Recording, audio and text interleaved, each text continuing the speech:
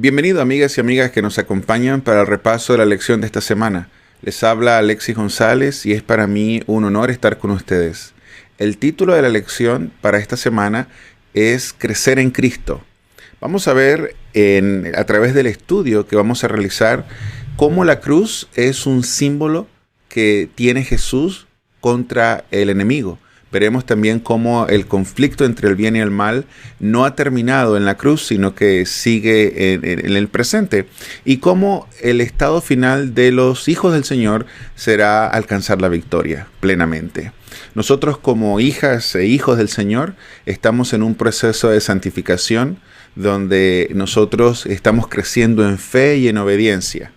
Y si necesitamos fe, podemos confiar en lo que dice en la palabra del Señor.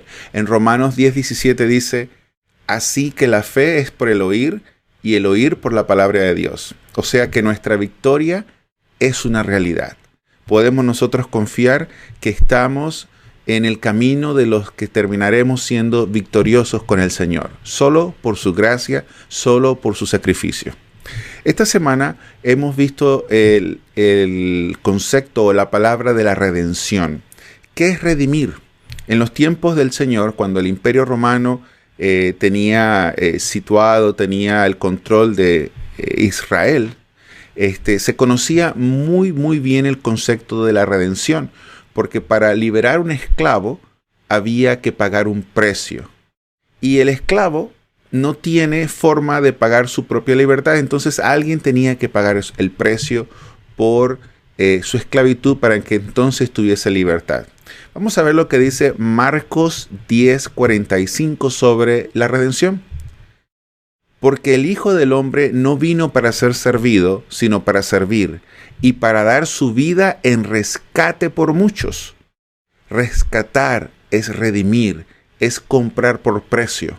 Había una vez una pequeña ilustración de un niño que hizo un barquito de madera, lo puso en el río y la corriente del agua lo fue separando de la orilla hasta que el niño corría en la orilla, pero ya no alcanzó el barquito y el barquito se perdió de su vista y se perdió. Este barquito lo había hecho este niño. Así que fue a su casa triste, habló con su padre, le contó la experiencia y no pudo más que aceptar la pérdida de su barquito. Pasaron unos meses y él iba caminando de la mano con su papá al lado de una vitrina y vio, de alguna forma identificó que un barquito que estaba en venta en un lugar donde venden cosas usadas, ese era el que él había construido. Entró con su padre, preguntaron cuánto costaba. El niño quedó callado mientras el papá compraba el barquito. Una vez que él salió de la tienda con su barquito, él dijo, este barquito es mío 2 veces. Una porque yo te formé, yo lo creé con mis manos al poner la madera junta y así formarlo y llevarlo al río. Y otra porque también te compré. Ese es en una ilustración muy básica el concepto de la redención. Es un rescate, es darle la libertad al que no puede liberarse por sí mismo. Y estamos hablando en un contexto del problema del pecado. Nosotros hemos nacido en un mundo que está dominado por el pecado. La tendencia es pecaminosa. Y el Señor Jesús, con su sacrificio en la cruz, dice Mateo 10:45, vino a dar su vida para rescate de muchos. El Señor está tirando un salvavidas al mundo, al océano del mundo que se está yendo de un lado a otro. Y muchos se están ahogando y no desean extender su mano. Pero Él vino para ofrecer rescate. Veamos lo que dice 1 de Pedro 1:18 y 19. Sabiendo que fuisteis rescatados de vuestra vana manera de vivir, la cual recibisteis de vuestros padres, no con cosas corruptibles como oro y plata, sino con la sangre preciosa de Cristo, como de un cordero sin mancha y sin contaminación. Así que Pedro nos recuerda que hemos sido rescatados del pecado. El Señor Jesús, a través de su sacrificio como cordero sin mancha, con una vida justa, Él nos ofrece ese rescate. Rescate que no podía ofrecer otro hombre. Rescate que no podía ofrecerme yo mismo. Yo, en mi condición de pecador, estoy en una situación donde soy esclavo del pecado. Y solo el sacrificio del Señor Jesús, al yo aceptarlo en mi vida, entonces pertenezco ahora yo soy parte de los que somos rescatados de la esclavitud del pecado. Veamos lo que dice Isaías 35:10. Y los redimidos de Jehová volverán y vendrán a Sión con alegría y gozo perpetuo será sobre sus cabezas, y tendrán gozo y alegría, y huirán la tristeza y el gemido. Esto lo dijo el profeta Isaías en referencia a la situación que Israel tenía al ser cautiverio por Asiria. Ellos iban a regresar, los rescatados de Dios, los redimidos, dice Pedro, iban a regresar a Jerusalén y ya no iba a haber más tristeza ni gemidos, sino tendrían gozo y alegría. Será esta la situación que nosotros viviremos cuando encontremos al Señor Jesús, dejemos este mundo lleno de pecado, lleno de tiniebla, lleno de injusticias, y nosotros entonces finalmente regresemos también a nuestra patria celestial. La solución del pecado no estaba en manos de otro humano, sino en las manos de nuestro Dios Jesús. Y gracias a Él hemos todos nosotros tenido la oportunidad de considerarnos rescatados, solo si dejamos que Él entre en nuestra vida y sea nuestro Señor. Ahora, en el problema del bien y el mal, porque estamos hablando de crecer en Cristo, y para mí, crecer en Cristo, yo necesito saber qué es lo que Él y experimentar la salvación que Dios Jesús me ofrece a mí a través de su sacrificio. Pero también tenemos que saber sobre cuáles son los eventos que se desenvuelven en nuestra existencia. Porque todos nosotros participamos de este conflicto. Nadie está ausente o nadie puede decir, yo no deseo pertenecer o ver o participar del conflicto entre el bien y el mal que se está dando aquí en la tierra. Todos pertenecemos y todos participamos de alguna forma. Ahora, ¿qué nos dice la Biblia sobre qué es lo que esclaviza al ser humano? ¿Qué es lo que hace que el ser humano se quede en las redes del pecado? Veamos lo que dice Romanos 6:16. ¿No sabéis que si os sometéis a alguien como esclavo para obedecerle, sois esclavo de aquel a quien obedecéis? Sea del pecado para muerte o sea de la obediencia para justicia. Entonces, nosotros tenemos que elegir a quién vamos a obedecer. Porque aún el que dice que no quiere o no obedece a nadie, siempre obedece a alguien. Nosotros tenemos la realidad de, al darnos cuenta y tener conciencia del conflicto entre el bien y el mal, de lo que se suscitó en el cielo años atrás y que vemos que los eventos todavía se desenvuelven en nuestro presente. Entonces tenemos que elegir. ¿Vamos a pertenecer a la justicia? ¿Seremos esclavos y siervos de Dios y de su justicia, de su ley, de su plan para nosotros? ¿O vamos entonces a decidir ser neutros, que por consecuencia nos lleva a estar aparte del pecado, aparte del enemigo? Ser neutro o estar opuesto a Dios nos hace pertenecer al mismo equipo. Ahora, veamos lo que dice Romanos 6, versículo 6, versículo 8 y versículo 12. Dice así: sabiendo esto, que nuestro viejo hombre fue crucificado juntamente con él, para que el cuerpo del pecado sea destituido, a fin de que no sirvamos más al pecado. Versículo 8 dice: y si morimos con Cristo, creemos que también viviremos con Él. Y versículo 12: no reine pues el pecado en vuestro cuerpo mortal, de modo que lo obedezcáis en sus concupiscencias. Entonces Pablo nos dice que podemos nosotros servir al pecado o morir en Cristo y vivir en Él. Por eso es que hay dos caminos enfrente nuestro todos los días, y es nuestra decisión personal, individual, diaria, en decirnos y confesarnos a nosotros quién es nuestro Señor, a quién seguimos, cuál es nuestro norte, quién mora en nuestro corazón, ¿cuáles son los propósitos que yo sigo? ¿Los propósitos del mundo o los propósitos que son de Dios, que los vemos manifestados en su santa palabra? Tenemos nosotros que decidir. Tenemos nosotros que dejar la naturaleza pecaminosa, ir creciendo, ir desarrollando y aumentar el ser espiritual que todos tenemos. ¿Para qué? Para que entonces el ser carnal sea sometido y podamos nosotros tener un carácter, podamos nosotros ser imitadores de Jesús. Al nosotros aceptar el rescate de nuestro Señor Jesús, somos liberados del pecado. Por lo tanto, eso nos conlleva a tener un beneficio presente.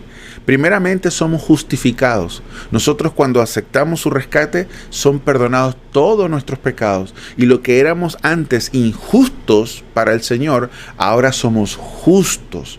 Completamente justo por haber aceptado el rescate, el perdón, aceptar la invitación del Señor Jesús. Además, Él implanta el Espíritu Santo. El Espíritu Santo mora con nosotros y mora para nuestro beneficio, desarrollándonos como cristianos y cristianas en este caminar en la tierra. Y finalmente nos dará la vida eterna. Estos son 3 puntos básicos que experimenta el cristiano, la cristiana, que decide ser rescatado por el Señor. Veamos lo que dice Efesios 6:12 sobre los principados y potestades, que nos amonesta a entender y a aceptar la realidad del conflicto Pablo al escribir este versículo. Veamos lo que dice. Porque no tenemos lucha contra sangre y carne, sino contra principados, contra potestades, contra los gobernantes de las tinieblas de este siglo, contra huestes espirituales de maldad en las regiones celestiales. Pablo aquí nos dice que nosotros, nuestra lucha en la pelea del pecado entre el bien y el mal, no necesariamente es con otros seres humanos que muy bien Satanás podría utilizar y ha utilizado para pelear contra la iglesia, inclusive contra pueblos. Han habido países, sistemas políticos e imperios dirigidos por personas que han sido instrumentos de Satanás. Pero aquí también Pablo nos dice que nuestra lucha va más allá con lo que otro ser humano pueda querer hacernos, dirigido mismo por Satanás, sino que también va en contra de demonios, en contra de huestes que son poderosas mucho más que nosotros. Por eso es que nosotros tenemos que no pelear solos, sino que escondernos y protegernos y ponernos detrás del que todo lo puede, que es nuestro Dios, del que ya venció al enemigo y a todas esas huestes y demonios en la cruz. Nosotros tenemos que reconocer que en este mundo hay gente que sigue a los demonios y los demonios existen, pero también hay hijos e hijas que siguen al Espíritu Santo porque Dios también existe. Nosotros tenemos la experiencia diaria de ver el bien y el mal en cada lado, en cada momento. Pablo llama a Satanás príncipe del aire y tenemos nosotros que saber que el problema con estas huestes demoníacas trabajan en un entorno local, pero también cósmico, universal. Y aunque esto a muchos parece darles la noción de que son inventos, son cosas de ignorantes o cosas que ya fueron superadas, tenemos nosotros que apegarnos a lo que la Biblia dice. La Biblia da mención de las huestes que trabajan para Satanás. Y es algo que nosotros, aparte de estar conscientes y verlo día a día, debemos creerlo porque así lo registra la palabra del Señor. Ahora veamos nosotros por qué seguimos luchando con un enemigo que la Biblia también lo llama asesino, homicida, siendo que Jesús ya lo venció en la cruz. Vamos a ver lo que dice Colosenses 2:15. Y despojando a los principados y a las potestades, los exhibió públicamente, triunfando sobre ellos en la cruz. Y ahora veamos también lo que dice Juan 8:44. Vosotros sois de vuestro padre el diablo y los deseos de vuestro padre queréis hacer. Él ha sido homicida desde el principio y no ha permanecido en la verdad, porque no hay verdad en él. Cuando habla mentira, de suyo habla, porque es mentiroso y padre de la mentira. Cristo vino al mundo a destruir al enemigo, y con la victoria que él tuvo en la cruz, lo ha desenmascarado, lo ha despojado, y nosotros podemos tener la seguridad de que si estamos con él, podemos nosotros triunfar. El enemigo ha quedado después de la muerte de Jesús como el padre de la mentira, como un homicida. Así que es una bendición para nosotros saber que nuestro Señor Jesús triunfó en la cruz, y ese triunfo es impartido a nosotros con el deseo de que nosotros podamos vencer la concupiscencia pecaminosa. Esta lección ha sido puntual al señalar que nuestra confianza está en los méritos del Señor Jesús en la cruz, en que nosotros podemos tener una relación con Él de crecimiento, en que a pesar de que existe un ambiente de conflicto entre el bien y el mal, nosotros debemos y tenemos y esperamos elegir por el bien, por el Señor Jesús. Y finalmente recibir la vida eterna cuando todo este conflicto termine y cada quien reciba según merece. No porque nosotros por obras tengamos una recompensa, sino solo y solo sí por el sacrificio del Señor Jesús para nosotros, cuando Él, amando a sus hijos y a sus hijas, extendió el brazo para rescatarnos. Quiera el Señor que nosotros podamos tener un sentimiento y un corazón agradecido por todo el esfuerzo, por todo el plan de salvación que tiene el cielo para con nosotros. Cómo Dios no se rinde a pesar de la condición humana.